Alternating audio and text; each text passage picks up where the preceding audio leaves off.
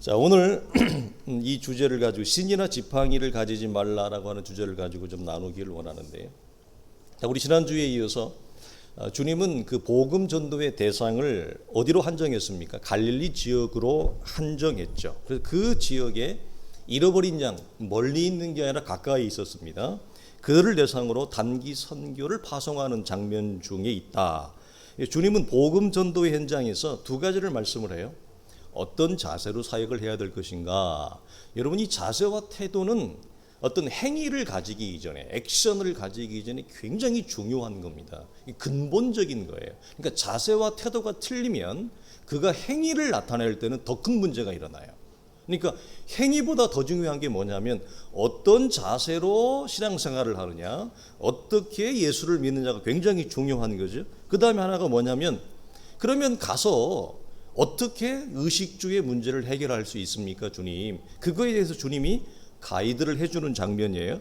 먼저 9절과 10절을 보면 두 가지의 큰 대상이 나오는데, 자, 금운동 가져가지 말라.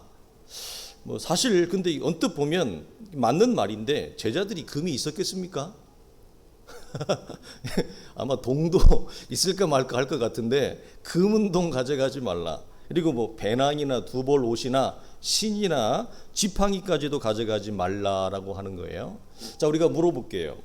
자, 말씀의 뉘앙스가 느긋하게 주님이 말씀하시는 것 같아요? 아니면 되게 긴박하게 여러분 말씀하는 걸로 들립니까? 우리 청년들, 수능이 끝난 지 얼마 안 됐으니까 제일 독해력이 좋지 않을까라고 하는 기대를 가지면서 후자죠. 주님은 굉장히 지금 긴박하게 말씀하고 있어요. 즉시 떠나라. 물정 저물정하지 말라라고 하는 거죠. 근데 어느 정도이냐? 여행에 필요한 기본 경비잖아요. 금운동은 물질이란 말이에요. 그리고 배낭이나 신이나 지팡이는 여행에 위를 가장 기본적인 필수품이에요. 그러니까 기본적인 경비와 필수품도 없는 상태인데 빨리 가라고 하는 거예요. 그러니까 심지어 우리가 알다시피 유대인들은 다른 거 다 양보해도 두 가지 이 품목은 양보하면 안 돼요. 뭐죠? 여분의 신발, 그리고 지팡이입니다. 이건 유대적인 환경이에요. 왜냐하면 지금처럼 뭐 이렇게 차를 타고 있는 엔진이 있는 시대가 아니기 때문에 이들은 순전히 도보로만 해야 되니까 신발이 금방 헤어지는 거예요. 그러니까 여분의 신발을 준비하지 않는 것은 굉장히 어리석은 사람입니다. 여행을 할 때. 지팡이도 마찬가지죠. 지팡이는 어떤 목적입니까? 자기를 지키는 목적입니다. 이 시대는 뭐 예수님 당시에도 마찬가지지만, 물론 로마는 철병기를 사용했지만 이스라엘은 전통적으로 이 농업 사회이기 때문에 철기 문화가 발달되어 있지 않은 나라잖아요. 그러니까 무기를, 칼을 잘 못 써요. 그건 아주 고관 대작이나 가지고 있는 거지, 일반 평민들이 어떻게 여러분 철로 된 칼을 구하겠습니까? 그걸 대신하는 게 뭐예요? 지팡이죠. 왜냐하면 강도도 많죠, 들짐승도 많으니까. 그래서 여분의 신발과 지팡이를 준비하지 않고 여행을 떠난다? 이건 굉장히 어리석은 사람이에요. 지혜롭지 못한 거죠. 그렇다면 이것이 무엇을 얘기할까 이 말이에요. 자, 기본적인 가장 필수품마저도 주님이 준비하지 말고 떠나라라고 하는 것은 이런 거죠. 어떤 대대적인 준비, 철저한 준비, 디테일한 계획과 플랜이 없는 상태입니다. 그런데 그냥 가는 겁니다. 주님이 이것을 말합니다. 그러면 이들이 여러분 가지고 있는 준비된 물품이라고 하는 건 뭘까요? 지금 주님 바로 떠나라고 하는 거거든요. 가서 준비를 해야 되는데, 물품을 구매를 해야 되는데 그 과정을 주님이 삭제해요. 그냥 지금 떠나래요. 그럼 그들이 지금 가지고 있는 건 뭐예요? 이미 입고 있는 옷, 이미 신고 있는 신발, 이미 그들이 가지고 있는 것이 전부입니다. 주님이, 그러니까 제자들이 전혀 아무것도 없는 건 아니고 이미 가지고 있는 어떤 소량의 그 무엇이 있어요. 그건 다 낡아 빠진 거예요. 오래된 거예요. 새로운 제품이 아니에요. 그거 가지고 바로 떠나라고 하는 거예요. 이것의 메시지가 뭘까? 준비된 게 아닙니다. 이미 가지고 있던 거다. 여러분, 우리의 시작과 여러분 연관을 해보세요. 자, 본문이 말하는 메시지는 분명합니다. 어렵지 않아요. 우리 본문에 말하는 대주제가 뭘까요?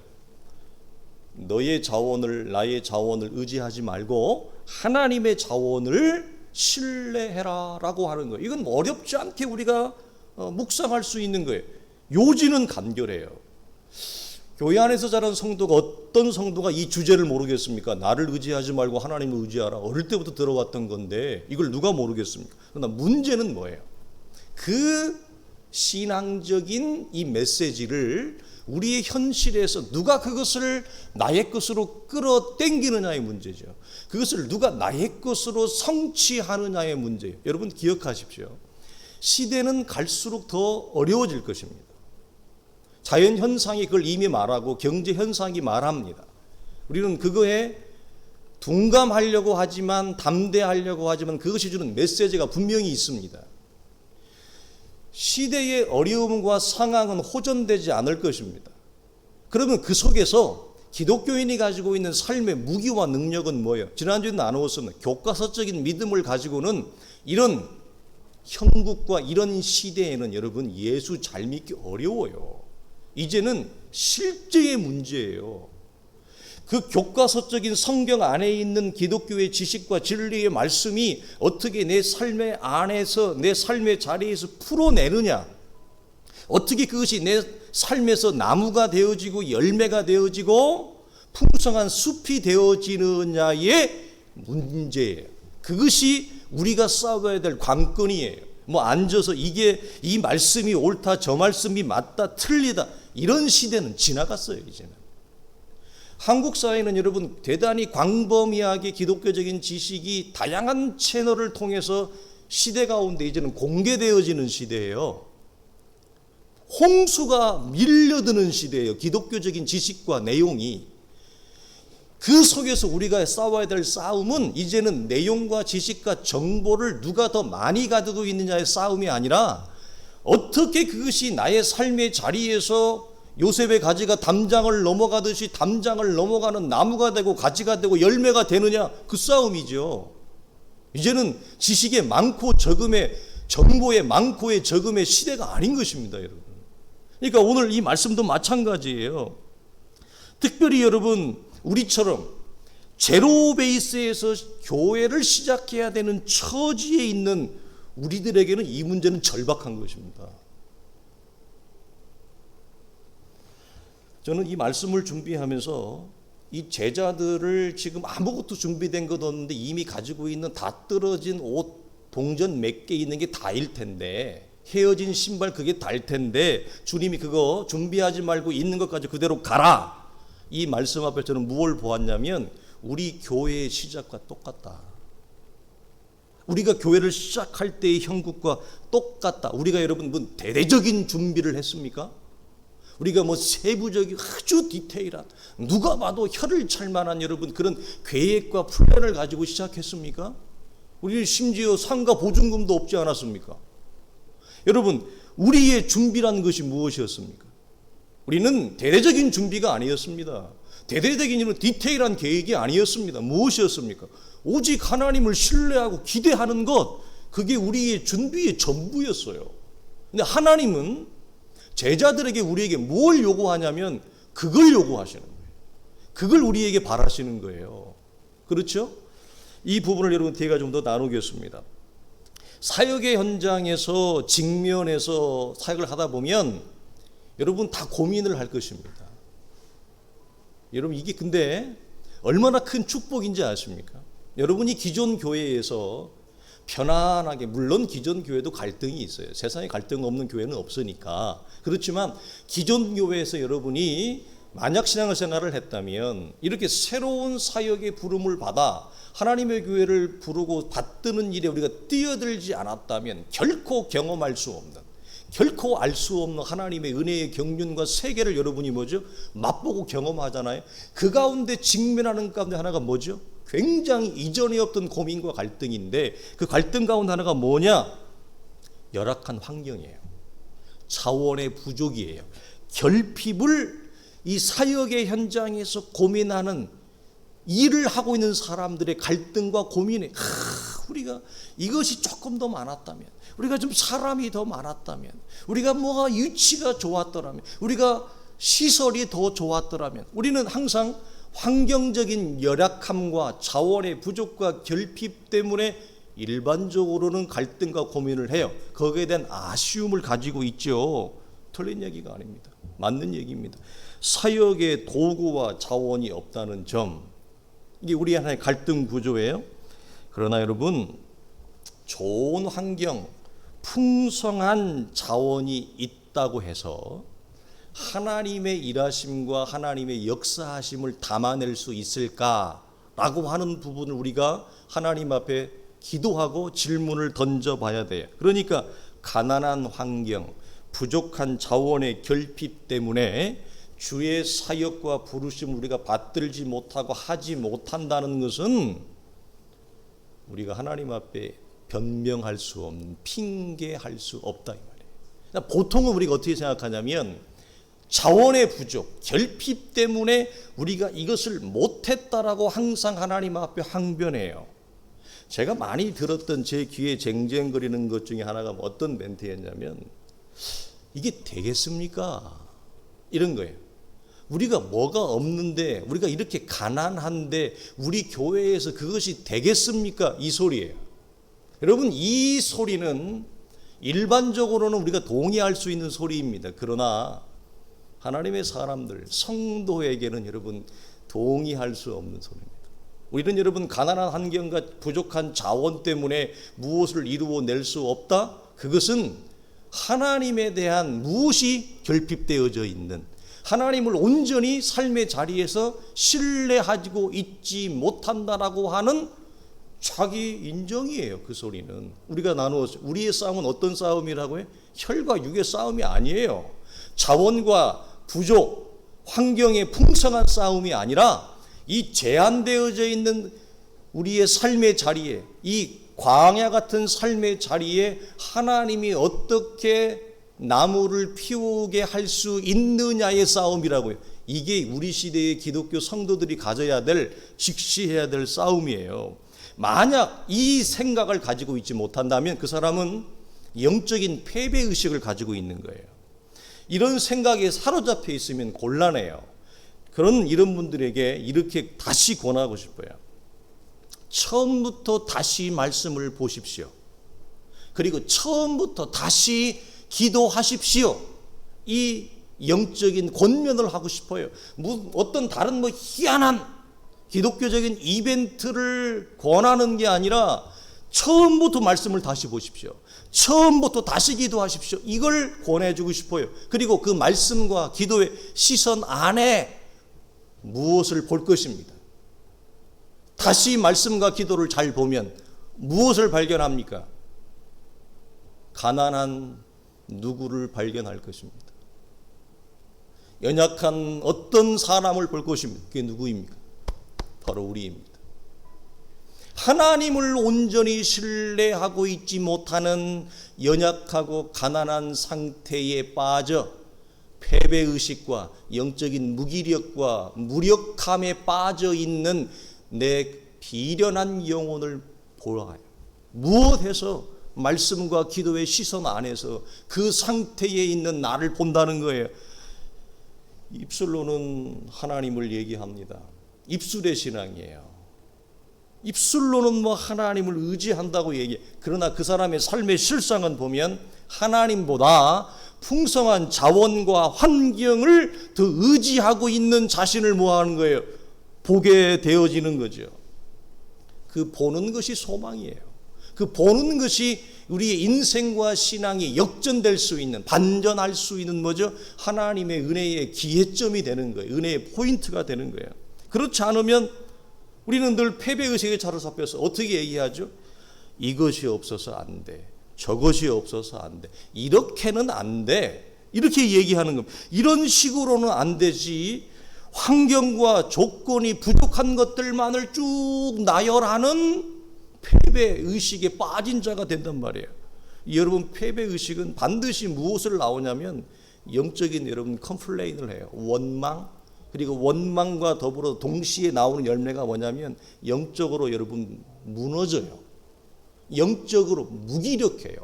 우리가 요즘은 이제 이 사이콜로지가 많이 발달해가지고 대중매체를 통해 많이 봅니다만 우리가 이제 갱년기나 청소년들이 아이들이 우울증에 오면 우울증에 올 때 나타나는 증상이 뭡니까? 애들이 다 느려집니다. 이렇게 빠릿빠릿 안 해져요. 꿈이 있고 비전이 있고 에너지가 있는 애들은 막 빠릿빠릿 움직여요. 애들이 막 뛰어다녀요. 막 텅텅텅텅 뛰어다녀요. 애들이 살아있죠. 막 생기가 있어요. 근데 청소년이나 어른이나 할 것 없이 영적으로 우울증에 빠지, 이거 우리 다른 말로 하면 영적 침체라 그래요. 영적 침체에 빠질 때 나타나는 현상이 뭐냐? 사람들이 느려집니다. 이게 아주 무기력해져요. 무감각해져요. 무력한 상태에 빠져요. 그게 나에게 임했다. 그럼 무엇으로 해석해야 돼요? 아, 내가 지금 영적인 패배의식, 영적인 침체에 내가 국면에 내가 지금 와 있구나. 내가 잘못하면 이 영적 수렁에 빠지겠구나. 여러분, 영적 깊은 수렁에 빠지면 그것도 물론 경험이겠습니다만 쉽지 않습니다. 상당히 깊어요. 영적 깊은 수렁이. 심지어 하나님의 사람들도 여러분 영적인 깊은 침체에 빠지고 수렁에 들어가면 다시 빠져나오기가 쉽지 않아요. 성령의 강력한 역사와 성령의 강력한 말씀에 인도가 없으면 그 수렁 안에 그냥 빠져버리는 거예요. 그래서 나중에는 이게 완전히 무기력과 무력감의 상태에 빠져서 무엇이 옳고 그른지 무엇이 생명인지도 모르는 상태에 여러분 들어간다는 거예요. 그래서 여러분, 이것은 일반적으로 환경과 자원의 부족을 탓하는 것은 맞습니다만 성도에게는 맞지 않아요. 우리에게는 맞지 않아요. 여러분이 영적인 패배의식이, 영적인 무력감이, 무기력함이 나를 찾아오려고 할 때 어떻게 해야 돼요? 다윗처럼, 사도처럼 내가 사방으로 우겨싸임을 당해도 당하지 아니하며 하나님의 말씀을 선포하고 정면으로 직시해야 돼요. 질질 끌려가면 곤란해요. 그럼 찔려가면 빠지는 거예요. 그냥 아말렉처럼. 그래서 여러분, 놓치고 있는 것이 무엇이냐? 하나님을 온전히 신뢰하고 있지 못한 채 자신의 가난한 환경과 부족한 자원만을 탓하는 거예요. 탓한다는 말은 다른 말은 그것만 묵상하고 있는 거예요. 여러분, 그거 묵상하고 있으면 곤란하단 말이에요. 그래서 우리 살아가는 성도들은 기억합시다. 가난할수록, 가진 것이 없는 환경일수록 대역전과 반전이 일어날 수 있어요. 그게 뭐예요? 하나님의 일하심이 나의 인생과 나의 삶의 자리에 충만하게 일어나는 거예요. 내가 가난할수록, 내가 없을수록. 사도는 우리에게 이렇게 얘기하지 않습니까? 고린도후서 12장 9절 10절에 내게 이르시기를 내 은혜가 네게 족하다. 이는 내 능력이 약한 데에서 온전하여짐이라 하신지라. 이러므로 도리어 크게 기뻐함으로 나의 여러 무엇한 것이요? 약한 것들에 대하여 자랑하리니 이는 그리스도의 능력이 내게 머물게 하려 함이라. 그러므로 내가 그리스도를 위하여 약한 것들과 능력과 궁핍과 핍박과 곤란을 기뻐하노니 이는 내가 약할 그때에 곧 뭐하라? 강함이라. 여러분, 사도의 태도가 여기서 보죠. 자, 형국이 뭐 기뻐할 게 있어요? 우리는 여기서 어떻게 반응하죠? 기쁨의 반대의 영적인 감정을 보입니다. 그렇죠? 분노하거나 원망하거나 무기력하거나 흩어지거나. 이게 우리의 보통 감정이에요. 어려움을 만나면. 근데 사도는 뭐라고 하냐면 이게 지금 굉장히 힘들고 어려운 일을 만났는데 도리어 이것을 기쁨으로 봐요. 왜 기쁨으로 봐요? 왜? 하나님의 능력이 내 안에서 더 충만해질 기회라는 거예요. 영적으로. 우리는 이걸 어떻게 해석하죠? 힘든 일, 어려운 시간이 오면 무슨 기뻐요, 기뻐. 영적인 패배의식에 빠져가지고 맨날 하는 말이 하나님은 나를 사랑하지 않나 봐. 근데 이런 얘기나 했었고. 그래서 하나님은 늘 내게 이런 식이야. 난 그래 하나님이 싫다니까. 해도 필요 없어. 기도해도 필요 없어. 뭐 은혜 받아도 필요 없어. 전부 이런 식으로 반응을 해요. 사도의 반응과 정반대의 반응을 한단 말이에요. 그러니 그것이 하나님이 내 인생에 하나님을 나타낼 수 있는, 하나님이 내게 하나님과의 새로운 관계의 창을 주신 기회로 전혀 소용하지 못하고 그냥 끙끙끙끙끙만 거리는 거예요. 힘들으니까 그냥 끙끙끙끙만 하는 거예요. 근데 겉으로는 어떻게 해야 돼? 또 예수 잘 믿는 척 해야 되니까, 신앙생활 잘하는 척 해야 되니까 이 양자의 얼굴을 가리고 있는 거예요. 왜 사역을 위한 기본적인 경비와 필수품마저도 금하시고 너희들 있는 것 가지고 그대로 가, 그냥 그것으로 충분해, 이 말이에요. 이 말씀이 그것으로 충분해. 왜 그럴까요? 자, 여러분 물어보겠습니다. 사람은 준비가 잘 되어 있으면 자신의 철저한 준비를 신뢰할까요? 아니면 그럼에도 불구하고 하나님을 신뢰할까요? 물어보겠습니다. 자, 사람은 물질이 풍성하면 물질을 의지할까요? 물질이 풍성해도 그럼에도 불구하고 하나님을 더 의지할까요? 여러분은 어느 쪽입니까? 우리 사랑하는 성도들은 다 부자인 줄로 믿습니다. 할렐루야. 예, 지금 아멘을 해야 돼. 그래야 다 그렇게 되는 거야. 여러분, 복음 전도의 현장에서, 아니 삶의 현실에서 이거예요. 나는 무엇을 신뢰하는가? 그리고 나는 누구를 신뢰하며 지금 살고 있는가? 무엇을, 누구를 신뢰하는가를 오늘 성경이 우리에게 말씀하고 있어요. 그걸 나에게 도전하고 있는 겁니다. 그러니까 지금 내 앞에 놓인 이 삶의 현장이라고 하는 것은, 현실은 다른 말로 하면 믿음의 시험대가 되는 거예요. 어떻게 보면 믿음의 저울이 되는 거죠. 하나님인가? 아니면 풍성한 환경과 자원을 의지하고 있는가? 이 양자의 갈등과 싸움 구조는 무엇이 없이는, 우리가 수련회 때 나누었던 주제, 육체의 죽음, 십자가에 연합되어진 이 죽음이 없이는 여기에서 탈출할 방법이 있어요, 없어요? 없어요. 탈출 못합니다, 사람은. 왜 그랬죠? 육체로, 물질로 구성되어져 있는 이 땅에 우리 또한 태생부터 물질과 육체이고, 율법의 주체가 육체이기 때문에 서로 본성상 같아서 서로 한 자극을 가지고 있어서 예수 그리스도의 십자가의 죽음과 부활이 내 안에 일어나는 이 놀라운 하나님의 기적이 있지 않고는 사람은 결코 물질로부터 자유할 수 없어요. 결코 율법의 정죄로부터 자유할 수 없는 구조와 똑같은 거예요. 그리고 지난주에 나누었던 것이 뭐죠? 성도는 체질적으로 인색한 체질이나 삶의 구조와 절대 맞을 수 없는 구조다. 하나님의 나라가 임한 성도, 구원이 임한 성도가 삶의 방식을 인색한 방식으로 가지고 있다? 그 사람은 믿음으로 살아가는 게 아니에요, 세상을. 그래서 하나님의 구원이 임하면 물질 세계에는 임하지 않느냐? 아니죠. 동일한 거죠. 물질 세계의 죽음, 율법의 죽음이 일어나야 되는 거예요. 이것이 뭐예요? 그리스도 십자가의 죽음이죠. 이것이 일어날 때 어떻게 우리 속에 적용되어집니까? 환경과 조건을 탓하지 않고, 그것을 의지하고 신뢰하지 않고, 왜? 죽었으니까. 그것이 나를 살리지 못하니까. 나를 살린 것은 하나님이지 환경과 물질과 금은 동이 신발이 시파이가 나를 살렸습니까? 하나님이 나를 살렸죠. 그러니까 나를 살린 것을 의지하고 붙들고 갈 수밖에 없는 구조예요. 그러나 이 십자가의 죽음을 경험하지 못하면,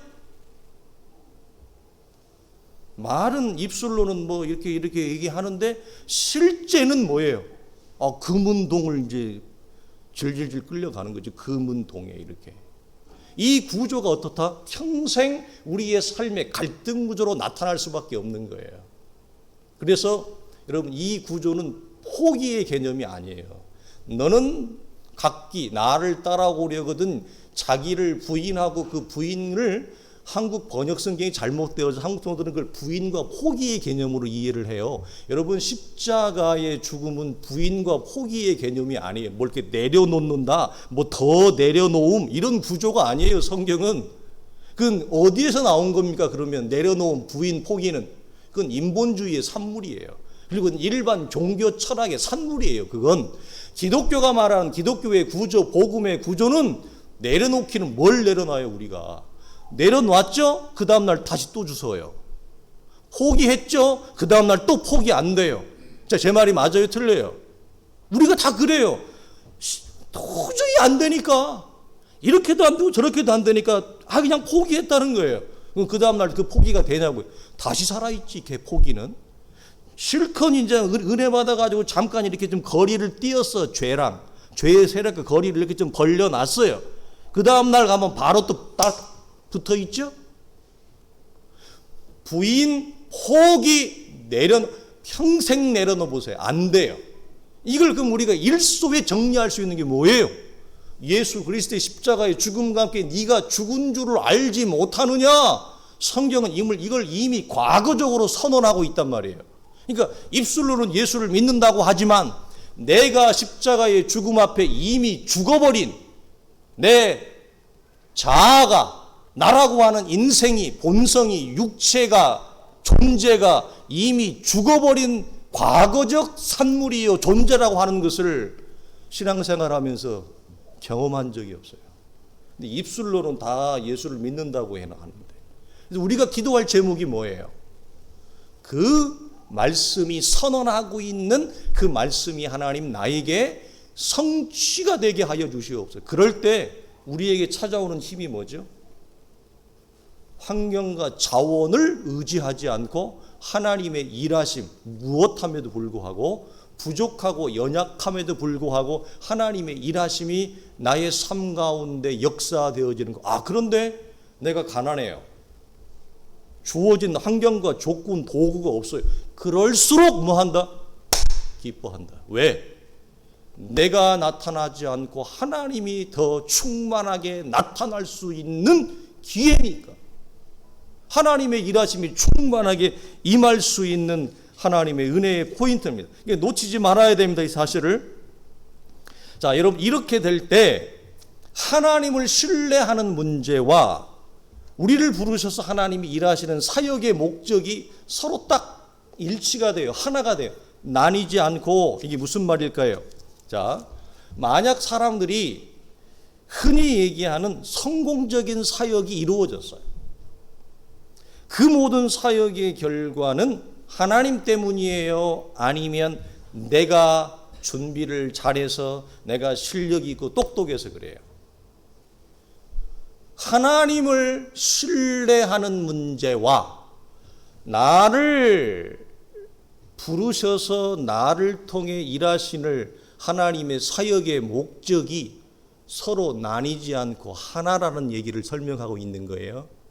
근데 신뢰의 문제가 잘못되어지면 사역을 통해서 나를 부르시고 하나님이 일하실 거룩한 목적과 세움이 뭐한다? 무너진다 이 말이에요. 세상적으로는 이렇게 크게 드러났을지 몰라도 하나님과는 아무런 상관이 없는 사역적 결과물을 만들어내더라. 그걸 우리가 심심치 않게 보는 것입니다. 자, 누가 봐도 주목할 만한 결과를 내었어요. 자, 그러면 그 사역의 영광은 내가 취해요? 하나님께 돌려요?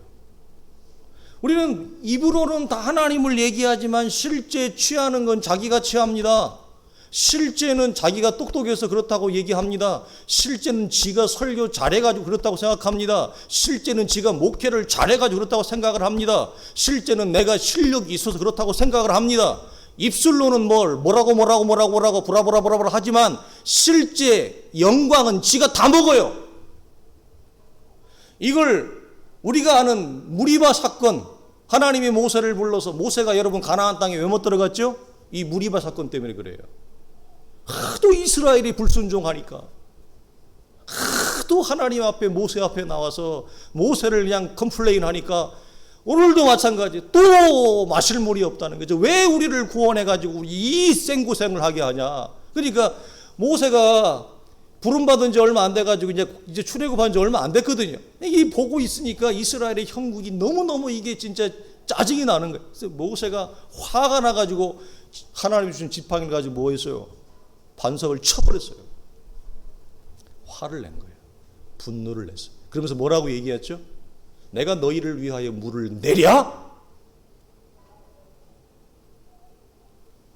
하나님의 말씀을 그가 중간에 가로채서 이스라엘 가운데 잘못 하나님을 나타냈어요.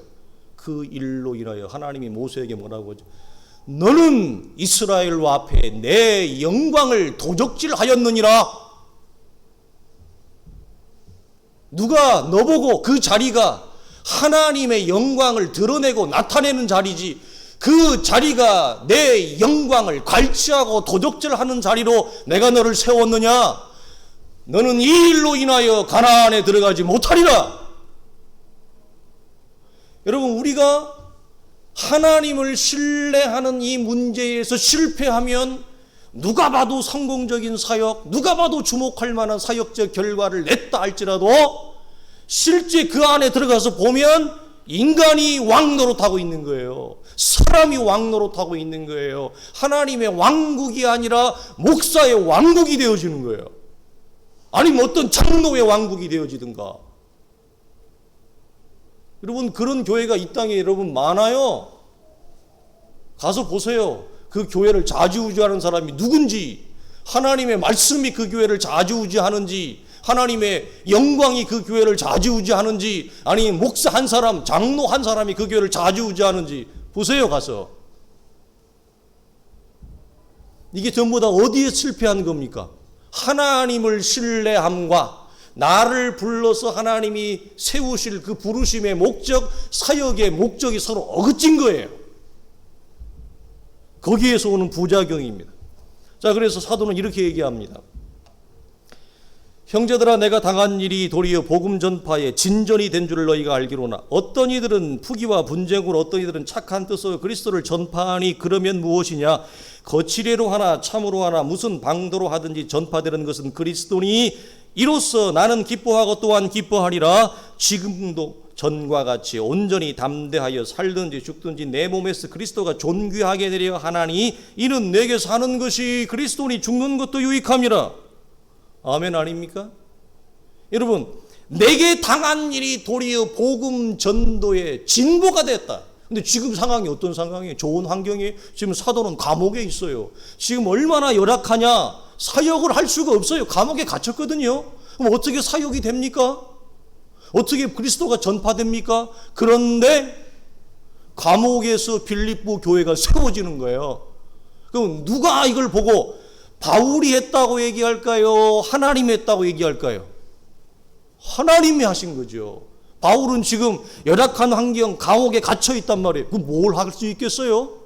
어떻게 사역이 될 수 있겠어요? 그런데 내게 당한 이 일이 도리어 복음의 진보가 되어 하나님의 일하심이 나를 통해서 크게 드러났다는 거예요. 그래서 여러분, 기독교의 역사는, 하나님의 역사는 환경과 자원의 풍성함으로 이루어지는 게 아니에요. 그래서 이걸 보고 사람들이 뭐라고 얘기해요? 아유, 감옥에 갇혔는데 어떻게 해? 그런데 교회가 세워지더란 말이에요. 이게 하나님의 일하심이에요. 하나님의 방식이에요. 여러분, 요즘 같은 시대에 어떻게 개척교회가 돼? 제가 한번 말씀드렸죠. 하나님은 저와 우리 성도들을 엄청나게 사랑하세요. 엄청나게 사랑한다는 증거가 뭐냐? 개척을 하자마자 이제 코로나가 확 터져버린 거죠. 얼마나 하나님 우리를 사랑하는지 말로 다 할 수가 없어요. 이런 은혜를 백골난방이죠.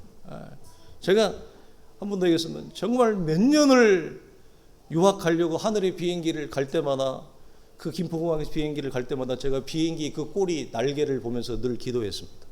하나님, 제가 저 비행기를 타게 해주십시오. 저 비행기 타고 가서 말씀을 잘 배우고 싶습니다. 신학을 잘 배우고 싶습니다. 근데 하나님 돈이 하나도 없고, 정말 거지 중에 거지 아니었습니까? 제가 유학 가서도 저같이 가난한 목사를 본 적이 없어요. 저같이 가난한 가정을 본 적이 없어요, 진짜. 네? 그 하나님이 그 기도를 들어주셔서 그 비행기 타고 가게 했잖아요.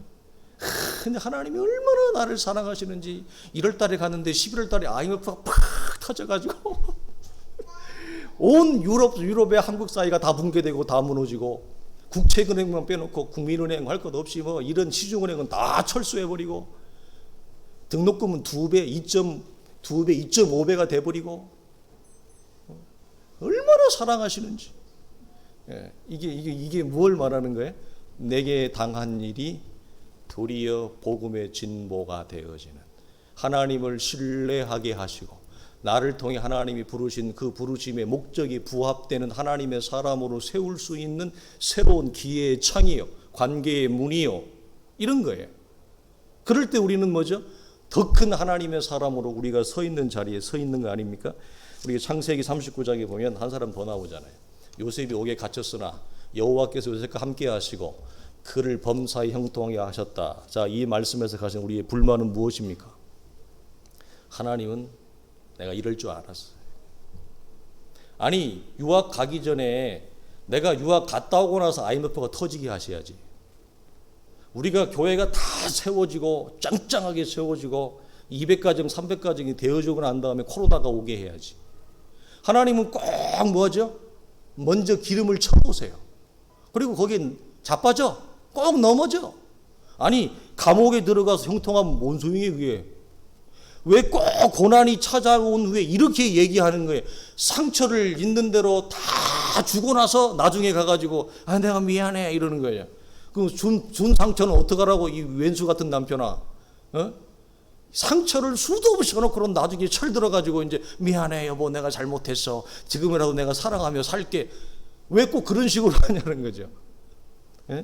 여러분, 누가 당신에게 왜 하나님은 이런 식으로 일을 하십니까? 고난과 어려운 시간을 오기 전에 하나님이 먼저 형통하게 하면 안 됩니까?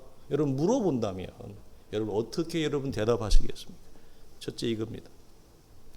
여러분, 성도의 믿음의 삶의 고난의 면제는 누구도 예외가 없습니다. 고난이 피해가는 성도는 없습니다. 그래서 심지어 사도 베드로는 뭐라고 얘기합니까? 우리가 애매히 당하는 고난이 없다. 너희가 고난을 이상한 것처럼 여기지 말라. 그래서 우리가 어떤 성도가 고난을 당하고 어려운 시간을 겪고 있는데 그거에 가가지고 너 기도하지 않아서 그랬어, 내 말 안 들어서 그랬어, 이렇게 얘기하지 말라는 거예요. 베드로가 어떤 성도든지 애매히 당하는 고난이 없다. 고난을 피해갈 자가 없다. 그리고 그 고난을 이상하게 여기지 말라. 그 고난을 기꺼이 감내하고 받아들여라. 우리는 고난 없이는 하나님의 사람이 될 방법이 있습니까? 없습니까? 없습니다. 사람은 고난이 없으면 천상천하 유아 독존이 되지 성도는 되지 못한다. 둘째로, 고난은 십자가의 죽음을 경험하게 하는 십자가의 현장이에요. 우리는 고난 없이는 결코 그리스도와 함께 연합하여 죽는 이 십자가의 죽음, 육체와 물질의 죽음을 알지 못합니다. 마지막으로 이겁니다. 이것은 하나님이 일하시는 방식이에요. 어떤 방식이냐? 이 방식을 통해 하나님은 당신의 거룩한 목적을 이 땅 가운데 이루세요. 자, 그러면 요셉과 바울은 어떻게 됩니까? 하나님은 요셉이 지금 힘든 거 안 보입니까? 바울이 지금 고생하는 거 안 보입니까? 우리 한국에는 뭐죠? 하나님, 내가 지금 이렇게 힘든데, 내가 이렇게 지금 어려운데, 나 힘든 거 어려운 거 안 보이세요? 하나님은 당신의 일만 하면 되는 겁니까? 당신의 거룩한 목적만 하나님은 이루면 되는 겁니까? 그러면 내 인생은 뭡니까? 이게 하나님을 모를 때, 기독교의 신앙을 모를 때 우리 안에 터져 나오는 불만이에요. 여러분, 하나님은 요셉과 바울을 결코 도구와 수단으로 동원하지 않습니다. 이게 무슨 말일까? 하나님이 나를 통해 이루시려고 하는 하나님의 거룩한 역사와 목적, 그 성취가 있어요. 여러분에게 다 있어요. 그거 없는 인생은 없어요. 심지어 가룟 유다도 악한 날에 악한 일을 도모하기 위해 태어난 거예요. 쉽게 얘기해서 악인도 악한 목적을 성취해요. 여러분, 그러니까 세상에 거저왔다 거저가는 사람은 한 사람도 없어요. 그러니까 반드시 하나님은 나를 통해 어떤 하나님의 일과 하나님의 역사와 하나님의 목적을 뭐 한다는 거, 도모하고 성취한다는 거예요. 그런데 하나님이 내 인생을 나를 통해서 하나님의 어떤 우리가 지금 헤아릴 수 없는, 왜 헤아릴 수 없다고 그래요? 지금 안 보여요. 내 눈에. 이게 우리의 아픔이에요. 지금은 내 눈에 안 보여요. 바울의 눈에 뭐만 보일까? 감옥밖에 안 보이는 거예요. 지금 요셉의 눈에 뭐만 보일까? 감옥밖에 안 보이는 거예요. 요셉과 바울의 눈에는 둘 다 감옥에 갇혀 있으니 보이는 건 감옥이, 사방이 막힌 담이에요. 근데 하나님은 뭘 보고 있느냐?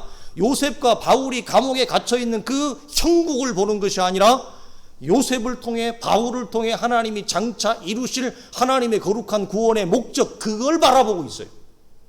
시선이 두 개로 나뉘어요. 나는 지금 여기를 보고 있고, 하나님의 눈은 뭘 보고 있어요? 내 인생의 미래에 이루어질 성취를 보고 있어요. 이걸 뭐라고 그래요? 하나님의 섭리라 그래요.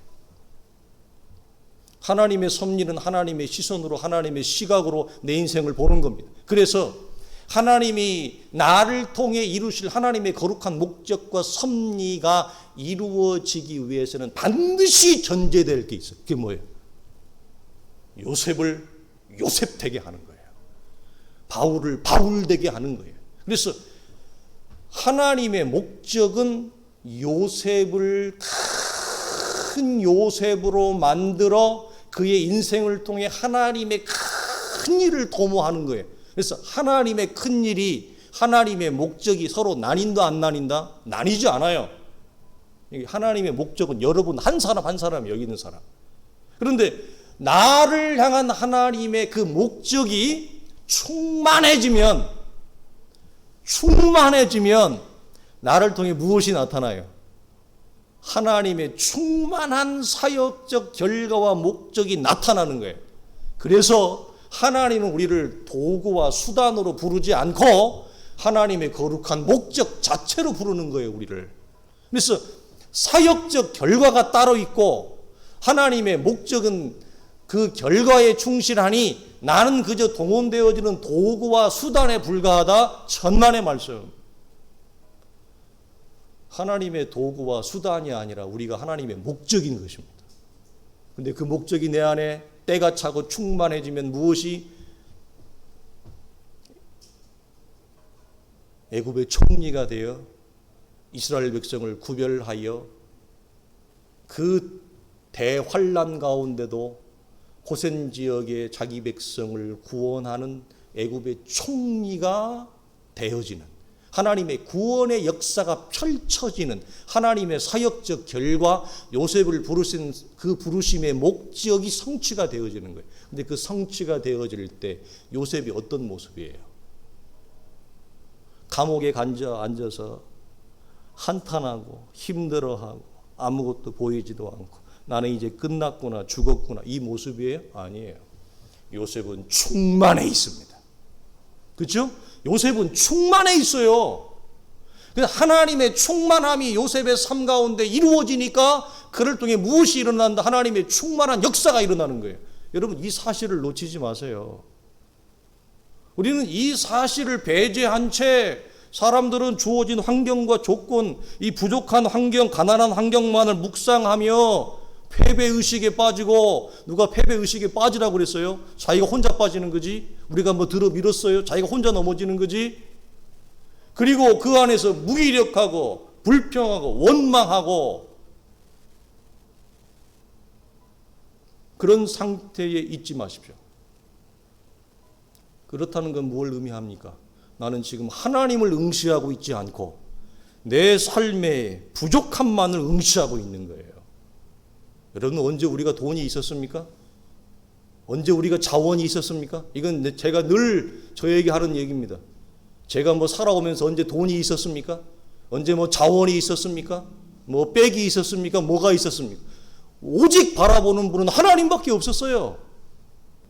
여러분, 우리는 이 생각 자체를 버려야 돼요. 우리가 가지고 있는 무엇으로 세운다? 아니에요. 하나님이 하시는 것입니다. 그래서 마지막 말씀 봅시다.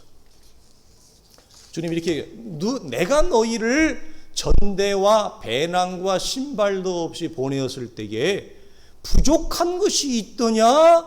이르되 뭐라고 해요? 없었나이다. 아멘 아닙니까? 이 말씀 언제 하느냐? 주님이 곧 있으면 십자가 져요. 이제 내일이면 십자가 져야 될 때예요. 이건 지금 우리 본문은 사역의 초기잖아요.